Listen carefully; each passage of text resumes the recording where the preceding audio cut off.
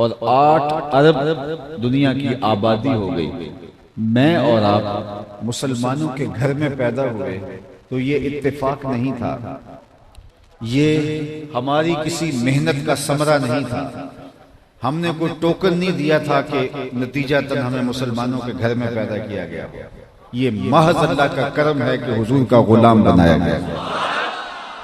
ساری زندگی اس کا شکرانہ ادا کرتے رہے، حق کے شکر ادا کرو۔ میری خوش قسمتی میں تیرا امتی، یہ میرے مقدر، یہ آپ کے مقدر، بری نازم کے ہستم امت تو گناہ گارم و لیکن خوش نصیب۔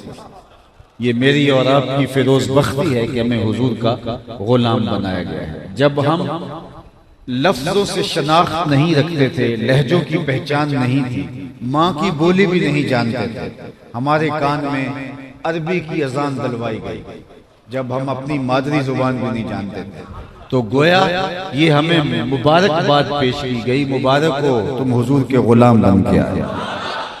شاہوں سے ملا ہے نہ تونگر سے ملا ہے، اللہ کا عرفان اسی گھر سے ملا ہے، اوروں کو ملا ہے تو مقدر سے ملا ہے، مجھ کو تو مقدر بھی تیرے در سے ملا۔ تو یہ ہمارے وقت کے ہمیں حضور کی غلامی کا اعزاز نصیب ہوا، یہ ہمارے لیے اعزاز ہے، ورنہ لوگوں نے تمنائیں کی، آرزویں کی۔ کتب میں 12 نبیوں کی تمناؤں کا ذکر ہے جنہوں نے حضور کی امت میں ہونے کی تمنا کی۔ ہر نبی حضرت سیدنا علی المرتضی رضی اللہ تعالیٰ عنہ مولا کائنات، مولا کل جہاں، فرماتے ہیں کہ ہر نبی نے، ہر پیغمبر نے اپنی امت کو حضور علیہ السلام کے بارے میں بتایا کہ وہ آنے والے ہیں۔ ہر پیغمبر نے حضور علیہ السلام کی نشانیاں بتائیں اپنی امت کو۔ اللہ، کوئی کہہ رہا ہے ربنا وابعث فیہم رسولا، مالک آنکھیں بوڑھی ہو گئی ہیں، کب آئے گا، انتظار کر رہا ہے۔ کوئی کہہ رہا ہے لیسا بفظ ولا بغلظ، وہ ترش مزاج نہیں ہوگا، وہ سخت لہجہ نہیں رکھنے والا ہوگا، بس وہ آیا چاہ رہا ہے۔ حضرت عیسیٰ نے تو نام تک بتا دیا، مبشرا برسول یاتی من بعد اسمہ احمد، لوگوں میں نام بھی بتاتا ہوں، اس کا نام احمد ہوگا۔ ایک حواری کھڑا ہو گیا، حضرت جس کے قصیدے آپ بھی پڑھ رہے ہیں، کیا آپ سے بھی افضل ہوگا؟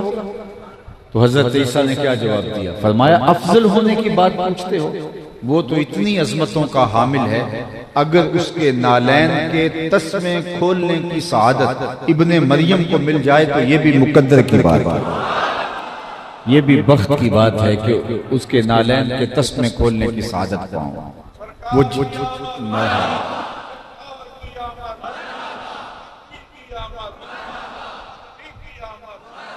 وہ جس کے ذکر سے داؤد نے نغمہ سرائی، وہ جس کے نام پر شاہ سلیمان نے گدائی، دل یحییٰ میں رہ گئے ارماں جس کی زیارت پہ، لب عیسیٰ پہ آئے باز جس کی شان رحمت، جو بن کے روشنی پھر دیدہ یعقوب میں آیا، جسے یوسف نے اپنے حسن کی نئے رنگ میں پایا، نہ دانم آنگلے خنداں چے رنگو بودارت، کہ مرغے ہر چمن آرزوے اودارت۔ ہر کسی تمنا میں بیٹھا ہے کہ کاش کہ ان کا دیدار، بحیرہ راہب سے پوچھ لیجئے، وہ راستے میں کلی ڈال کے بیٹھ گیا، اس نے اپنے مذہب کی کتابوں میں پڑھا تھا کہ نبی آخر زمان کا یہاں سے گزر ہوگا، وہ وہیں بسیرا کر لیتا ہے۔ وظیفہ کیا کرتا ہے؟ روزانہ صبح کو مکان کی چھت پہ چڑھ جاتا ہے اور حجاز سے آنے والے قافلوں کی راہیں تکتا رہتا ہے، شام کو اترتا ہے، صبح پھر چڑھ جاتا ہے۔ زندگی بیت گئی ان راہوں کو تکتے ہوئے جن راہوں سے حضور نے گزر کے آنا تھا۔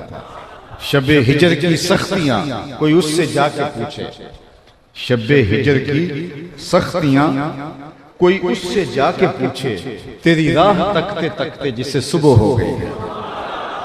زندگی بیت گئی، پھر ایک دن مقدر جاگتے ہیں اور حجاز کی جانب سے جو قافلہ آ رہا ہے، اس نے کیا دیکھا کہ درخت بھی سجدہ ریز ہو گئے، تو جلدی سے آج نیچے اتر آتا ہے اور اپنے ماننے والوں کو کہتا ہے اس آنے والے قافلے کا کھانا تیار کر۔ وہ بھی حیرت زدہ تھے کہ قافلے آتے ہیں گزر جاتے ہیں، یہ کبھی آنکھ اٹھا کر کبھی نہیں دیکھتا، اور آج ان کی دعوت اپنے ذمہ لی جا رہی ہے، خیر کھانا تیار ہو گیا، اتنے میں قافلہ بھی پہنچ آیا۔ قافلے والوں کو کہا کہ آج تمہارا کھانا ہمارے یہاں۔ اللہ کے محبوب علیہ السلام کی عمر مبارک 12 برس تھی، حضور کو اونٹوں کی رکھوالی پر چھوڑ کر خود کھانا کھانے آ گئے، اور وہ مجمع میں ڈھونڈتا پھرتا ہے جس طرح کسی کی تلاش ہو، اور پھر پوچھتا ہے کہ کوئی تمہارا شخص رہ تو نہیں گیا؟ تو کہا 12 سال کا ایک بچہ ہے، اس کو ہم اپنے سامان کے پاس چھوڑا ہے۔ تو اس نے پھر جو کہا، میرے والد گرامی رحمۃ اللہ تعالی علیہ یہاں اپنے لہجے میں اس کا ترجمہ کیا کرتے تھے کہ بحیرہ راہب نے کہا کیسی بارات ہے جو دولہے کو چھوڑ آئی ہے؟ تم تو پہلے بھی گزرتے تھے، تمہیں کون پوچھتا تھا؟ آج تمہیں جو کھانا دیا جا رہا ہے، باراتیوں دولہا لے کر آؤ پھر تمہیں کھانا ملے۔ اور جب حضور کو لایا گیا تو حضور کا ہاتھ پکڑ کے کہتا ہے ھذا سید العالمین، یہ تمام جہانوں کا سردار ہے، اللہ اس کو اللہ رحمت بنا کے مبعوث فرمائے۔ نستورہ وہاں شام میں بیٹھا ہوا اور وہ حضور کی راہیں تک رہا۔ حضرت سلمان فارسی کی کہانی سن، صحابہ میں سب سے زیادہ لمبی عمر حضرت سلمان فارسی نے پائی، ایک روایت کے مطابق 350 سال، لیکن جو کم سے کم کی روایت ہے وہ 250 برس ہے۔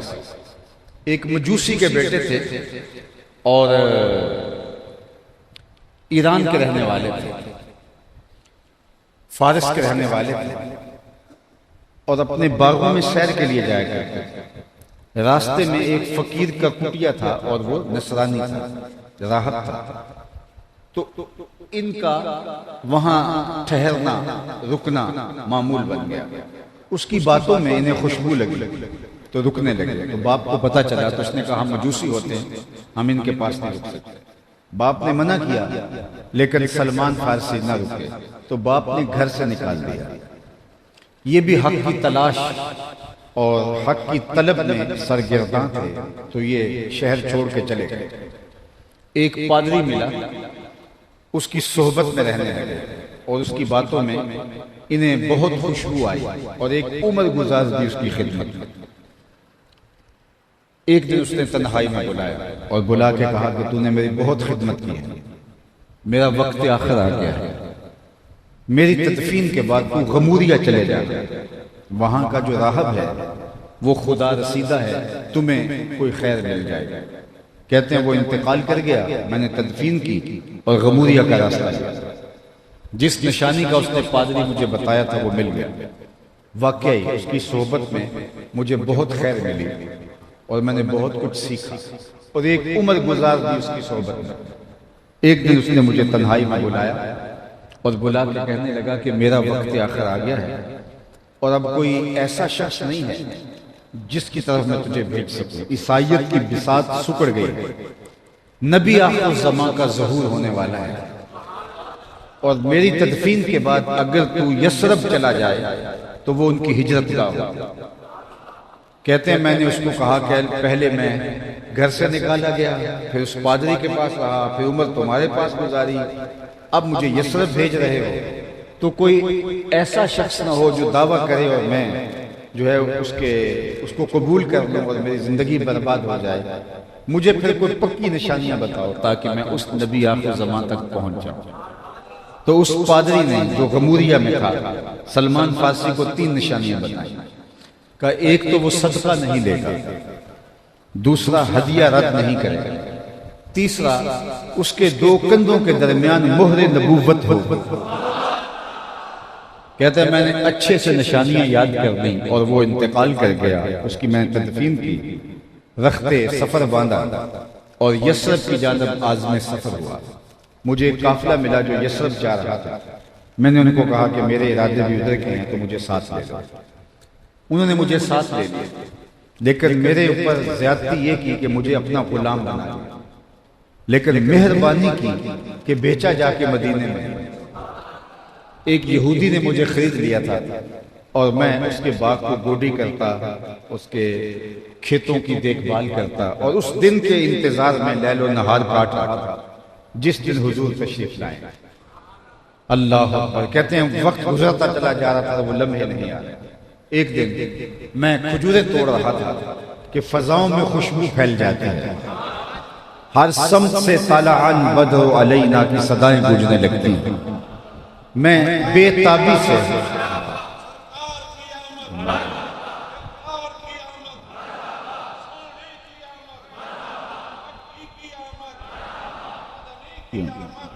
کہتے ہیں میں بے تابی کے ساتھ انہی لمحوں کا منتظر تھا تو میں نے اوپر سے چھلانگ لگا دی اور دوڑنے لگا. میرا آقا سمجھا کہ غلام بھاگ گیا تو اس نے دوڑ کے مجھے پکڑ لیا. تو میں نے اس کو کہا میں بھاگا نہیں ہوں.